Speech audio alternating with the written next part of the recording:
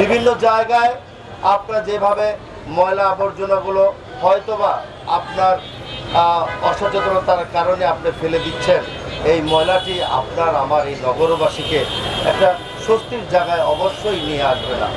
আমরা আমাদের কাজ তো অবশ্যই করব। আপনারা একটু যদি সচেতন থাকেন, সিটি কর্পোরেশনের কাজগুলো আরও সহজ হয়ে যাবে। এই নগরে আপনার আমার, এই নগরে আপনার সন্তানরা বসবাস করে, আমার সন্তানরা বসবাস করে। আসুন অন্ততপক্ষে বাসযোগ্য একটা নগর গড়ার জন্য সকল রাজনীতি আদর্শকে উপেক্ষা করে আমরা একটা প্ল্যাটফর্মে সকলে নিয়ে আসি।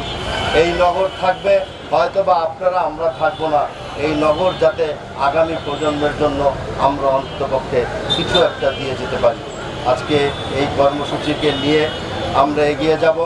আমরা একটা স্লোগানও দিয়েছি, শনিবারের অঙ্গীকার, বাসাবাড়ি করি পরিষ্কার।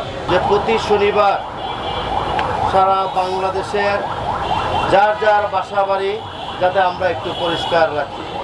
মাননীয় প্রধানমন্ত্রীর ঘোষণার পরেই তারপরের সপ্তাহ থেকেই এই কর্মসূচিগুলো আমরা স্কুল, কলেজ এবং বিভিন্ন প্রতিষ্ঠানে গিয়ে আমরা পালন করা শুরু করেছি।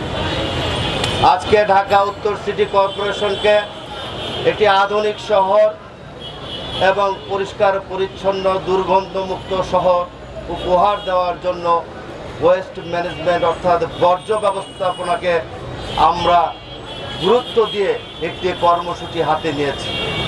এই কর্মসূচিগুলো প্রতিনিয়তই চলে আসছে, এটা অব্যাহত আছে। আনুষ্ঠানিকভাবে গত শনিবার অঞ্চল 1 উত্তরা থেকে আমরা আনুষ্ঠানিকভাবে শুরু করেছি এবং আজকে দ্বিতীয় আমার প্রিয় জন্মস্থান মিরপুর থেকে আমার প্রিয় সহকর্মীদেরকে সাথে নিয়ে এখান থেকে শুরু করবো ইনশাআল্লাহ। আশা করি প্রতিটি মানুষের যে দায়িত্বটুকু আছে সেই দায়িত্বটুকু ন্যূনতম যদি আমরা পালন করি, আমরা সিটি কর্পোরেশনের পক্ষ থেকে তাদের যে নাগরিক সুবিধা, নাগরিক অধিকার, আমাদের নৈতিক দায়িত্ব থেকে আমরা তাদেরকে সেই সহযোগিতাটুকু আমরা দিতে পারবো এবং দেওয়ার জন্য আমরা প্রস্তুত আছি। ইতিমধ্যেই কোরবানির বর্জ্য থেকে শুরু করে অদ্যপতি পর্যন্ত বিভিন্ন রাস্তায় স্তূপ থাকা বর্জ্যগুলো আমরা পর্যায়ক্রমে কিন্তু আমরা পরিষ্কার পরিচ্ছন্ন করার জন্য আমরা চেষ্টা চালিয়ে যাচ্ছি। মাননীয় প্রধানমন্ত্রীর পাশাপাশি ঢাকা উত্তর সিটি কর্পোরেশনে আমি নিজে একটি সোশ্যাল মিডিয়াতে ফিক্স উইথ ডিএনসিসি নামে একটি সোশ্যাল মিডিয়াতে কর্মসূচি ঘোষণা করেছি।